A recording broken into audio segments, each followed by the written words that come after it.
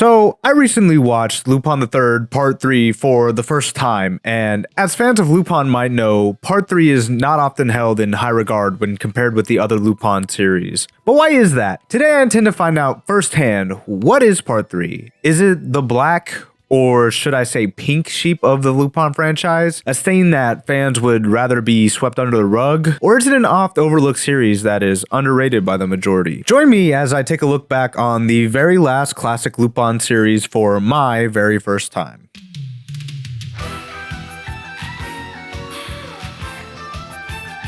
So Lupin III Part 3 premiered on March 3rd of 1984, and it was the first Lupin TV series since the end of Part 2 in 1980, and the last Lupin TV series until 2012's A Woman Called Fujiko Mine, nearly 30 years later. That's quite a gap. So what happened? Was this series directly responsible for the nearly 3-decade-long hiatus of Lupin anime? Was it that bad? Well, no. Part 3 was actually pretty popular when it was airing, popular enough that another core of episodes was ordered to bring it from the initial 26 to 52 episodes. Unfortunately, it would be cut down to 50 episodes because of scheduling conflicts, as the series took over a year and a half to fully air due to it being pushed back by baseball games many times during its run. Why then, if it was so popular during its debut, has its reputation waned so much over the years? Well, to try and get some consensus on fans' opinions of this part, I reached out to the fine folks of the Lupin III subreddit, and I asked them what they thought of the series, with the response being quite mixed, with some even citing it as their favorite series in the franchise. Now, this was a small sample group to work from, so make sure to let me know what you guys think about the series in the comments. But a majority of the complaints I saw were about the animation and character designs of the series. So before we go any further, let's discuss what went into the animation.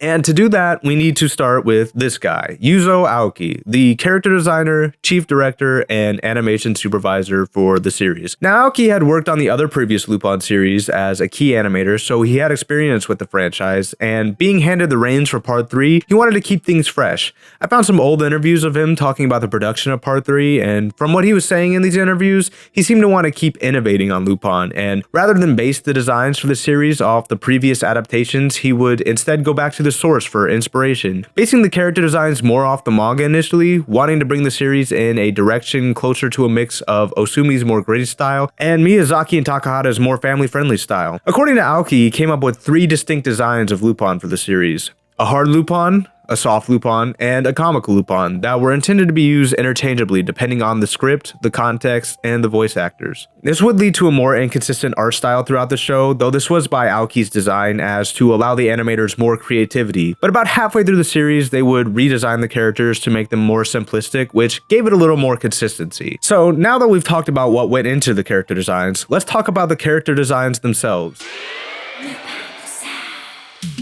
Now, what people like in character designs is entirely subjective, and so whether or not you like these designs is up to the individual, but I'm going to talk about what I personally thought about the character designs. Now, Aoki based the initial designs off the manga, where the artwork is more, let's say, unique. A lot of the characters have cleft, or what you might refer to as butt chins. Talking about the character designs individually though, let's start off with the titular master thief himself, Lupin III. Now, besides the obvious changes to Lupin, like the cleft chin and jacket color, Lupin's initial design definitely looks more serious to reflect the way that Aoki was trying to portray him, and I actually liked it. What I didn't like, however, was how his design became more cartoony over time, especially after the halfway mark. Zenigata's design was very true to his character, and I don't really have any complaints besides that he too, as well as everybody else, becomes more cartoony later on in the series. Now, when they were designing Jigen though, they wanted him to show his eyes more, and early on that is exactly what happens, and I hate it, so I'm glad they stopped doing it after a few episodes. As for Goemon and Fujiko's design, I like them the least. Goemon's design looked like he walked straight off the page of a Tezuka manga, and I don't know what it is about Fujiko's eyes, but until her redesigns later, she just looked completely hollow to me, like a lifeless mannequin or a doll, and it kind of creeped me out. The side character designs were hit or miss as usual, but early on I felt like they reused the same female design quite a lot. And with these designs as a base, the show would flicker through different iterations of the character designs from episode to episode, and sometimes even in the same episode, which can understandably be jarring for people watching, and I don't blame anyone who dislikes this aspect of the show. As for me personally, I didn't enjoy it, but these design changes also didn't hamper my viewing experience with the show. It was just a weird production decision that actively detracts from the viewing experience, and the fact that it was intentional makes it even more baffling. So now that we've discussed the art style ad nauseum, let's get into the actual show and see how it holds up after all these years. And what better place to start than the same place every episode starts, the opening sexy adventure. Yes, that's right, ladies and gentlemen. Unlike part 1 where I took the piss out of the soundtrack, this series' soundtrack was done by our Lord and Savior Yuji Ono. I really enjoyed the soundtrack for the season, for while it isn't as robust as modern soundtracks, as you do hear every song pretty much every episode, they are very unique and memorable, and I found they don't outstay their welcome. The song I liked the most was this one.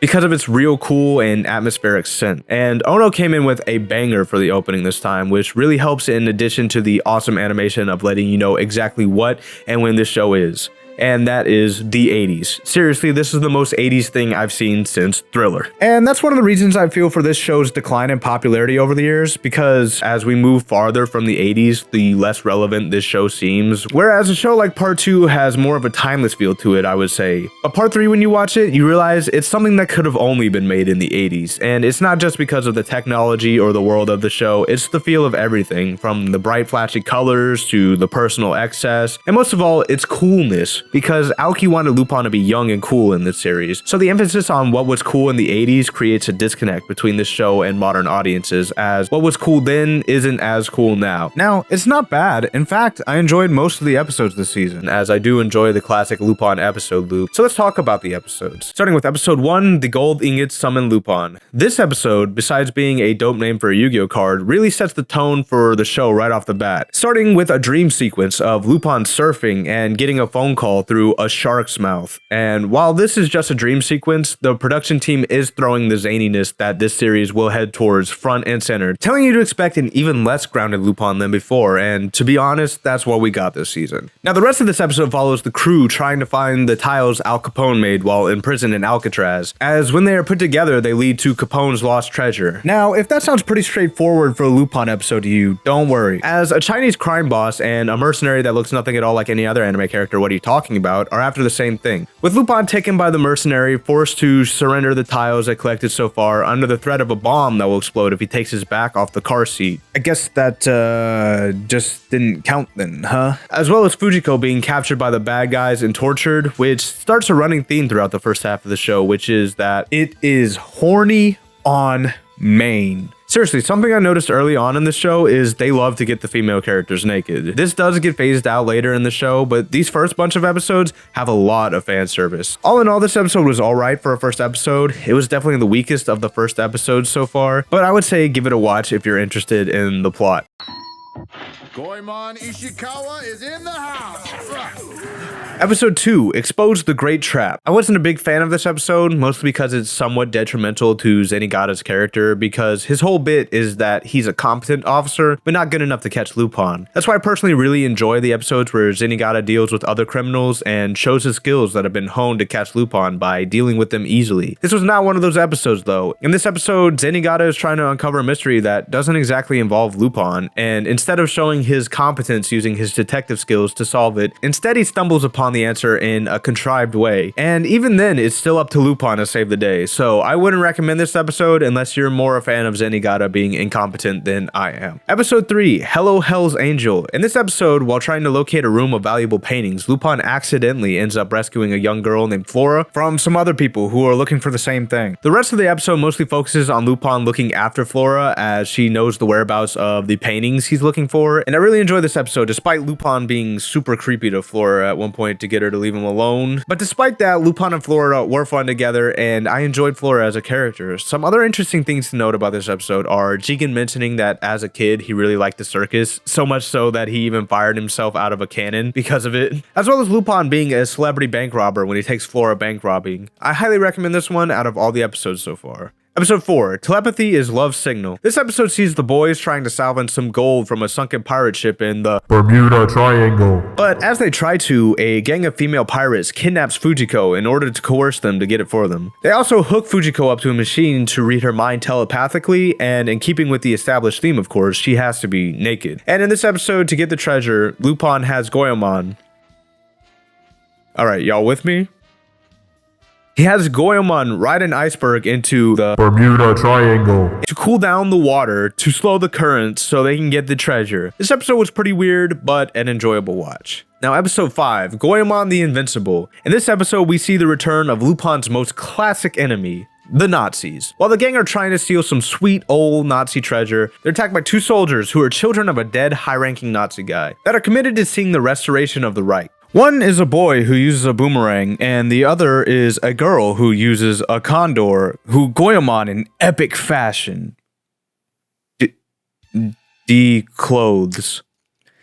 That's part 3 for you. And then she falls in love with him later, I guess. These characters aren't even named in the episode, by the way, if that's any indication for how rich their characterization is. This episode's kind of weird and pretty forgettable, so let's move on to episode 6. Here comes Lupin in a tank. Now, this episode is one I really enjoyed. It's a Jigen-centric episode focusing on one of Jigen's old war buddies who's been hired as a mercenary for a people's army in a revolution. But as he sees no chance of victory for his side, he decides to sell them out for a big reward, only to be betrayed, leading to Lupin and Jigen fighting the army that was looking for a massive treasure, which they also find and leave for the country. It's an interesting episode that dives a bit into Jigen and his friends' characters. Highly recommend this episode. Episode 7, Garb the Grim Reaper. This episode follows a deadly assassin who was betrayed by Fujiko on a past job, coming to get revenge. Now, if that sounds really cool, unfortunately, it's not. So Fujiko ropes Lupin into it to take care of him for her, and this episode kind of gave me Hitman Sings the Blues vibes because of that. But one thing about this episode is I thought the villain's powers were totally fucking stupid. So because he got shot in the head back when Fujiko betrayed him, the bullet was able to activate something in his brain to make him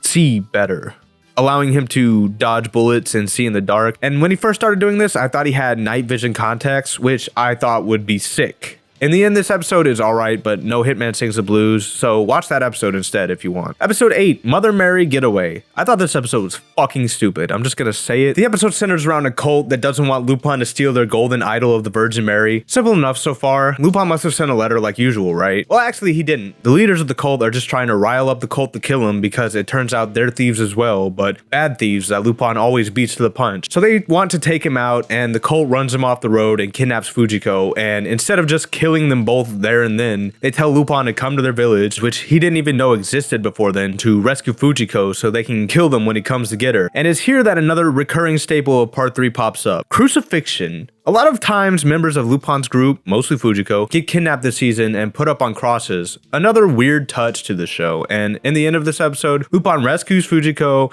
and steals the Golden Virgin Mary. You know, that thing they didn't want him to steal in the first fucking place. This episode is dumb. Skip it.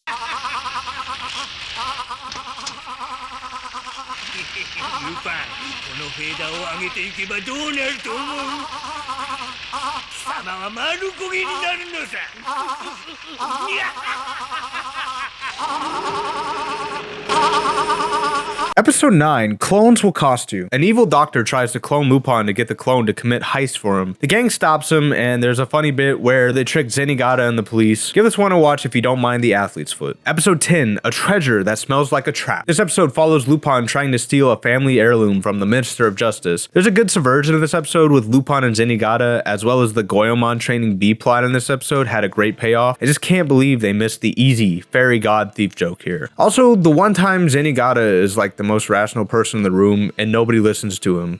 Poor guy. Episode 11, The Ruby Sheds Tears of Blood. This episode focuses on a ring that can grant immortality, but after acquiring it, Lupin and co. are chased after by an organization called the Syndicate. Really clever name, I know. And the action in this episode wasn't great in my opinion. They cut some corners with the action early to save it for the car chase, I presume, which I thought was too over the top. Like, each episode this season was trying to outdo the last. All in all, a fun watch with some vampiric lore in here if you're interested. Episode 12, The Prisoner Inside the Balton. In this episode, Lupin infiltrates another ominous tower, a set piece they seem to be using a lot this season, to rescue the daughter of a paint forger that Lupin seems to have some history with, who's being forced to create copies of famous paintings by an evil organization. And in this episode, we get to see something incredible. Young Lupin. Oh my God, kill it with fire! I do not know who thought this was a good idea, but it was not. Episode 13, Musical Variation of Monkey. This episode's a real trippy one. Lupin goes in disguise to an all-woman party with Fujiko to steal jewels from the rich women there. However, things don't go according to plan for Lupin, and he winds up, of course, on a cross, about to be executed, when a murder of crows swoops in and saves him. Lupin gets free, falls down a waterfall, finds a cave where he runs into another crow, which He kills and eats raw, and I can only begin to describe how crazy this episode is. You have to watch it for yourself to understand. And if you like over-the-top stories, if you don't watch anything else from part 3,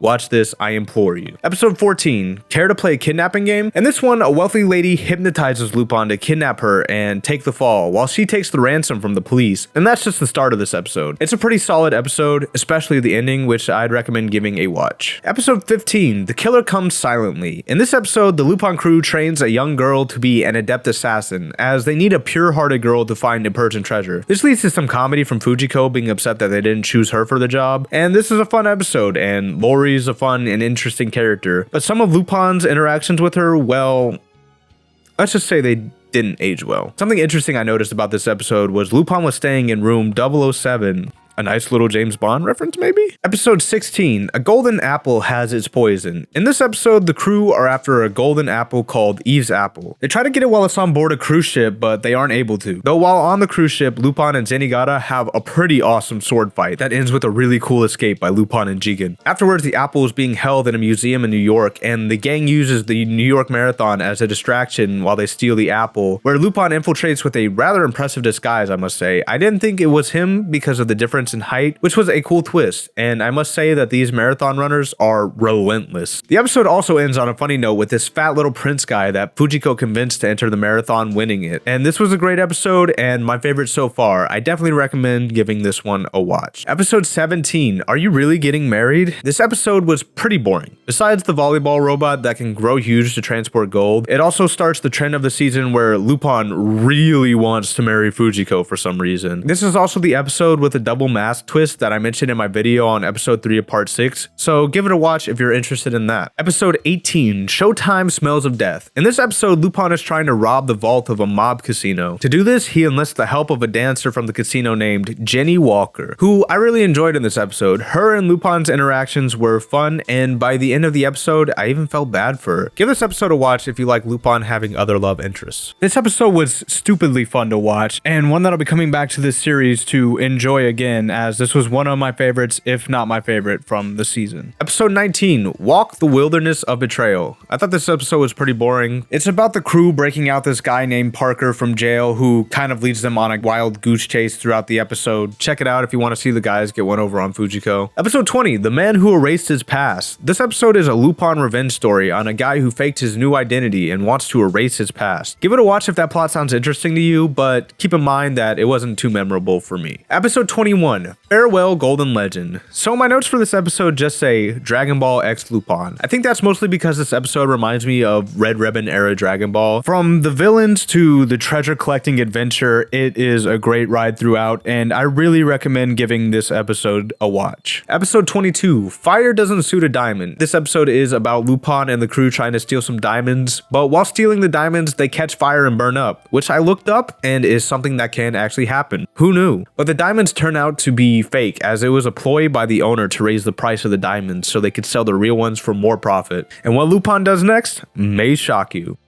Just kidding, they steal the real diamonds as revenge, but then those get burned up too. RIP.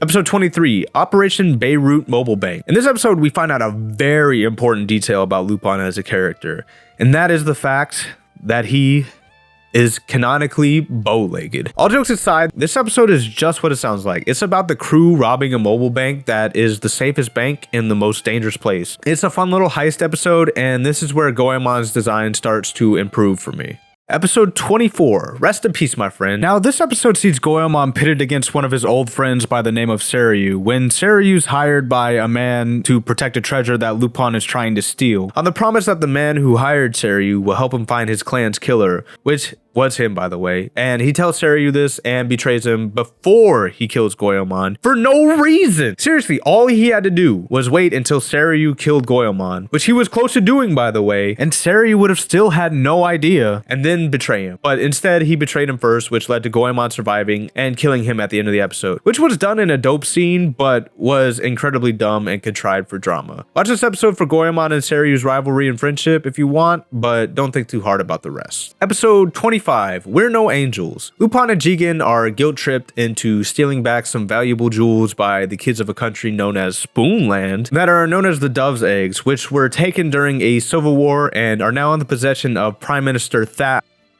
Hatcher. Wonder who that could be a reference to. It's a fun little episode with a cool part where Lupin uses a piece of the Zantetsuken as a drill, which would have probably been useful many times since then, so I wonder why he didn't keep it. Episode 26, The Ghost of New York. So assuming they didn't shuffle episodes during or after airing, this would have been the end for the season, if not for the second core being ordered. And looking at it like that, this wouldn't have been a bad season finale, I feel. Besides some lack of polish in it, especially when it comes to hair color consistency.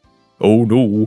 But it's a fun, wacky ride, which follows Goemon as he's being haunted by a ghost. Meanwhile, the rest of the crew are trying to steal a gold pinball machine from a mob boss. But it turns out they're not the only ones. So are a set of quintuplet sisters whose grandfather was the original owner of the pinball machine. They also happen to be the ghost girl that was haunting Goemon, and the episode ends on a sweet note as the gang lets them have the pinball machine. This was a fun, wacky episode, and would have made for a good season finale. But instead, up next is the first of the second core, episodes 27 and 28. Codename is the Star of Alaska, and the Star of Alaska is a ticket to hell. The also rare 2-part Lupin episode. And with the new core, we also have a new opening animation, which looks a lot more cartoony than last one. Appropriately so, as this half of the season ramps up the wackiness as well. And it all starts here, as these episodes in particular gave me some serious old Saturday morning cartoon vibes. Especially ones that really tried to amp up the drama. And in these episodes, everyone's after a gem known as the Star of Alaska,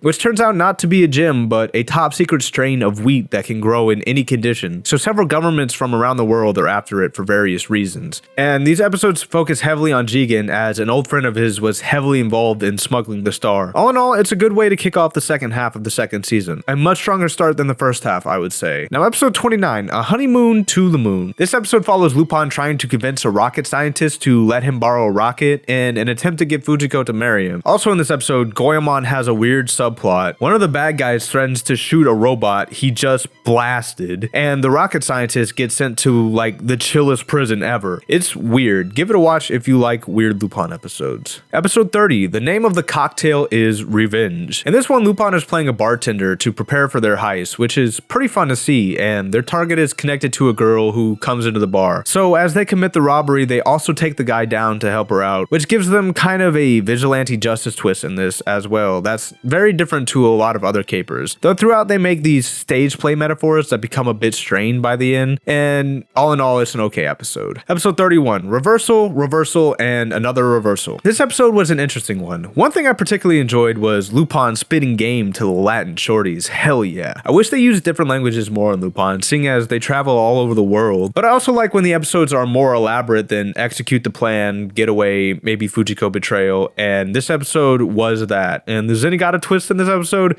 got me, I'm not gonna lie, and I'd recommend giving this episode a watch. But the end was also really cartoony. Episode 32, The $10 Million Key. This episode is an interesting one, as it starts off pretty simple, a heist of the president's limousine. But what I didn't expect was the swerve into attempting to assassinate the president. And this episode was a lot of fun, with unusually high stakes for a Lupin episode, and it had a nice happy ending for Zenigata too. But this episode also started a weird trend of Fujiko being on dates with random guys in the background in the back half of this season. Episode 33, Boy Genius Plays a Dangerous Game. I liked the kid being a big fan of Lupin in this episode, as well as Lupin just accidentally saving the kid. But the rest of the episode is just kind of putting one over on another mob boss, and we've seen that plenty so far in this season. Episode 34, Manhattan Crisis. Man, I swear like half the episodes this season have been in New York. Oh my god! So, some of the character designs in this episode, let's just say they haven't aged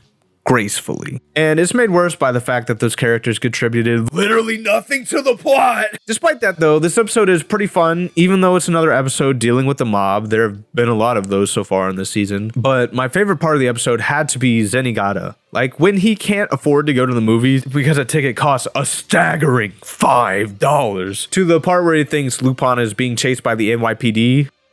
I mean, technically he's not wrong, to the end where he's glad Lupin's alive, which was pretty sweet. Episode 35, The Target Beyond the Snowy Field. This episode has Lupin and the gang getting beaten to the punch on a robbery by a couple of other thieves and getting revenge on them, and all in all, this episode's pretty middle of the road, and I didn't really like it that much. Episode 36, When the Eagle Descends. This episode was weird. Give it a watch if you want to see Fujiko being passionate about another country's civil war, which is pretty weird for her. Episode 37, Pops Rages with Anger. This was a good episode where Zenigata gets really serious after he thinks Lupin murders a girl he was trying to help, and this episode does what I was criticizing episode 2 for. It makes Pops a real threat, even showing him take down Goemon in a 1v1. Plus it's filled to the brim with memorable quotes from Pops and has great animation, and how could I forget Devilman Pops? A classic episode for sure. Episode 38, Leticia Who Loved Me. In this episode, a dolphin falls in love with Lupin as they speak through a dolphin language translator. Well, I guess Lupin finally got what he wanted this whole season. He's getting married. Check this out for Goemon singing alone.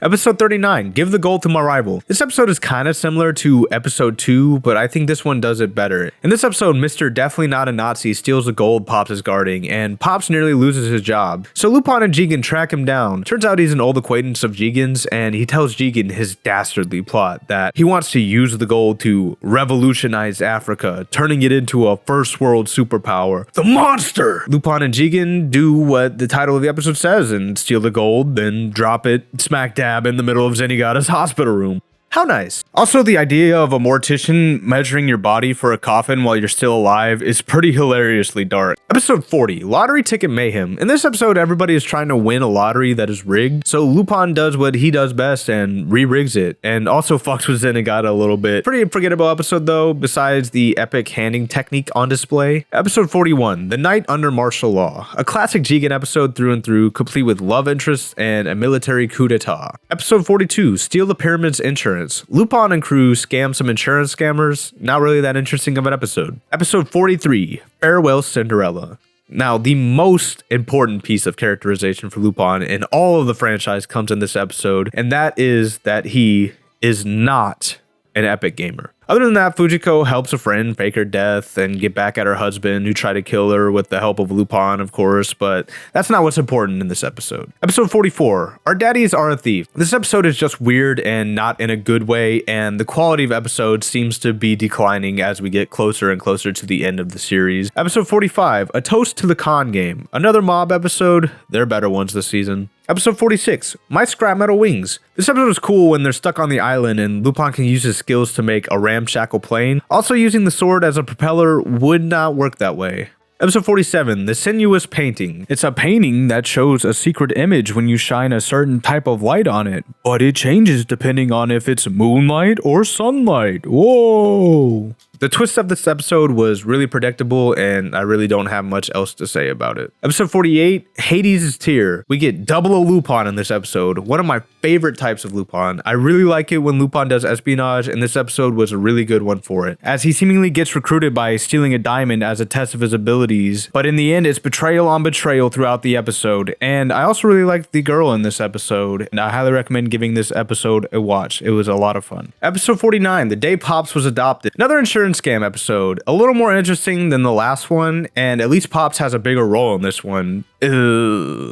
Episode 50, Destroy Ivanov the Atomic. The last episode of the series, and it goes out with a big bang. Lupin and Jigen steal a top secret atomic submarine from the Russians and try to salvage some sunken treasure in the Bermuda Triangle. Wait a minute, where have I heard this before? But a lot of fun in this episode as Fujiko is courted by spy agencies to sell the sub.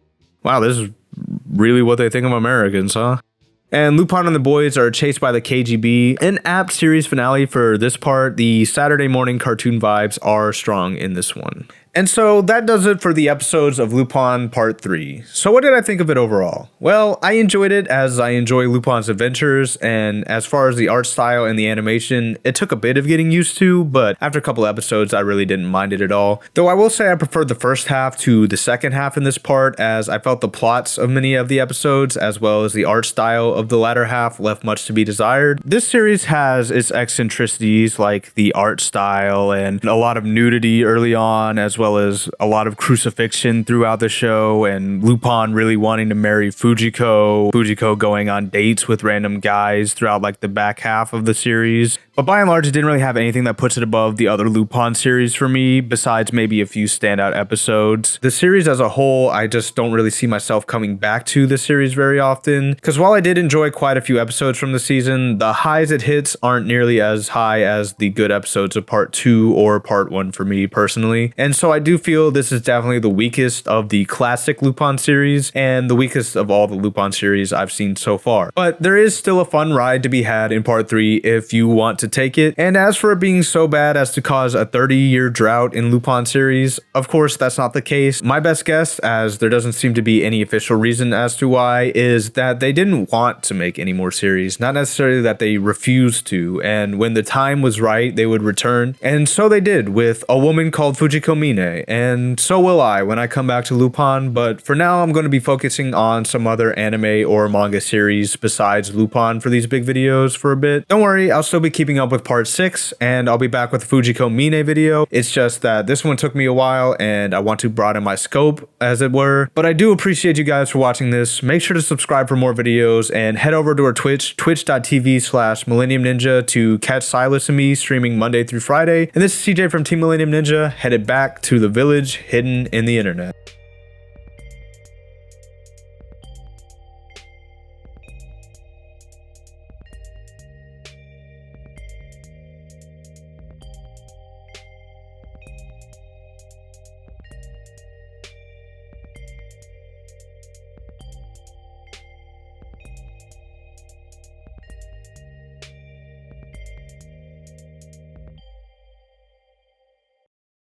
Episode 12.